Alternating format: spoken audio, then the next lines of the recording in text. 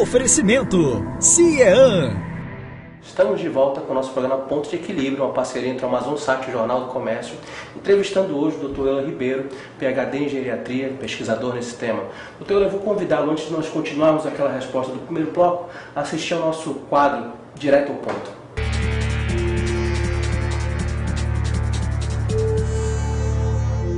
O senhor acha que Manaus está preparada, tem estrutura física para estar recebendo um idoso?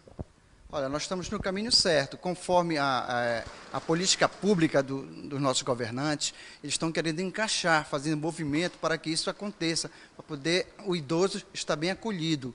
Mas no momento nós estamos caminhando, mas falta alguma coisa, mas já iniciaram, através dos centros de convivências que estamos, e através também do Dr. Euler, que é um profissional especialista no assunto. Ele está conseguindo fazer de Manaus uma futura capital que possa receber o idoso com todas suas acomodações. Eu acredito que ainda não, devido à falta de calçadas, falta de sinalização adequada para os pedestres em geral, principalmente ao idoso, que não tem a mesma facilidade que uma pessoa jovem de se locomover na cidade. Eu acredito que não, acho que ainda falta muito assim essa parte de atendimento no idoso em transporte público, né?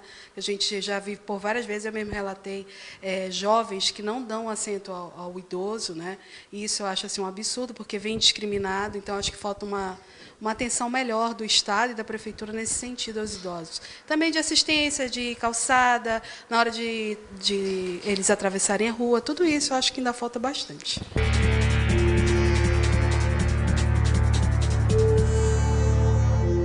Doutor Euler, o senhor estava falando no final do primeiro bloco sobre essa dinâmica do coração. A hemodinâmica. A hemodinâmica. Então, vejam bem, para que isso aconteça, essa atividade elétrica ela tem que ter estímulos. E o melhor estímulo é o exercício. Porque nós não éramos bípedes, nós éramos como os símios, usávamos os 4 membros para nos locomovermos, para fazer as nossas atividades todas. Quando o Homo sapiens evoluiu, que ficou bípede, esta bomba só não era capaz, sozinha, de executar essa tarefa. O que aconteceu? A evolução fez com que criassem 2 bombas acessórias. Onde estão? Estão na panturrilha, na batata da perna. Elas se contraem com a mesma frequência que o músculo cardíaco, trazendo o sangue da periferia e das vísceras para o coração. Por isso que você tem que se movimentar. Tanto que quando você se movimenta tanto, o que acontece? Acelera o coração, que é uma coisa boa. Essa aceleração que não dá aquele mal-estar, aquele bate-cum, como as pessoas dizem. A sobrecarga. A sobrecarga. Então, veja bem, é um conselho. Mexa-se. Se você tem uma escada em casa, com 7 degraus, desça e suba 7 vezes, se protegendo, pé ante pé, de lado, pegando no corrimão. Isso equivale para a bomba, o equivalente a 30 minutos de caminhada a 60 passos por segundo. Mas sim, tu tinha outra coisa para me falar. A velhice ela traz consigo limitações físicas, né? As articulações ficam mais desgastadas, o preparo físico propriamente fica mais deficiente. Como fazer uma transição de vida mantendo a energia, a capacidade de fazer planos e a vontade de viver? Isso é uma coisa muito interessante, isso é um segredo. O envelhecimento começa no momento da fecundação. A fecundação é assexuada. O que acontece? Quando 2 gametas se unem, o masculino, que é o espermatozoide, com o óvulo, que é o feminino, imediatamente as células se reproduzem, se multiplicam à sua semelhança, se diferenciando num determinado ritmo, porque as células tronco são aquelas que podem formar olho, formar cabelo, formar músculo, formar pele, formar intestino, formar coração. Essas vão dando origem aos tecidos e aos órgãos. Mas, no caminho, algumas delas morrem. É o processo natural do envelhecimento. Então, isso leva as pessoas que têm este privilégio da idade tardia, o que acontece? Perde funções. Você enxerga menos, você escuta menos, o paladar se modifica. Os odores, muitas vezes você não percebe. O tato diminui. Você perde equilíbrio e força muscular, porque você perde essencialmente massa magra. Então, você tem que saber desde quando você está no ventre.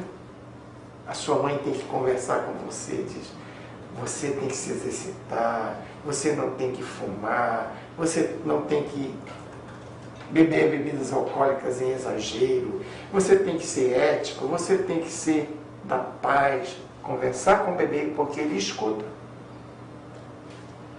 Porque ele escuta. Então ele já nasce com uma programação. E aí tem que induzir a criança a dormir na hora certa, a comer na hora certa, a se exercitar.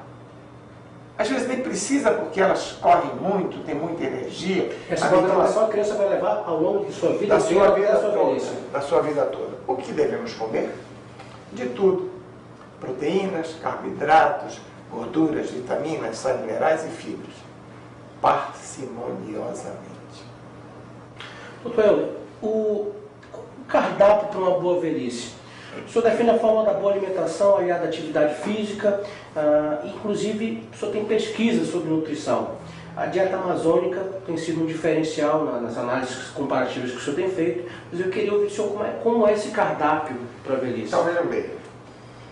A melhor proteína, nós não vivemos sem proteína, porque ela que dá a sustentabilidade. Nós não vivemos sem gordura, porque a gordura é que é responsável pela produção, sobretudo, dos hormônios. Nós não vivemos sem hidrato de carbono, porque nós temos dois tipos de energético. Nós somos dependentes de um gás, que é o oxigênio, e de um energético intracelular, que é a glicose. Nós temos que ter substâncias que dão start do processo metabólico, que são as vitaminas e os sais minerais, e que agregam a estrutura de sustentação do corpo, que é o esqueleto. E nós temos que comer fibras, para evitar a dissolução das gorduras, para mobilizar as vilosidades intestinais, para mobilizar o intestino e que você faça a excreção daquilo que é desnecessário. E assim, nós encerramos esse bloco. Daqui a pouquinho estaremos de volta com o nosso Ponto de Equilíbrio. Até já. Oferecimento CIEAN.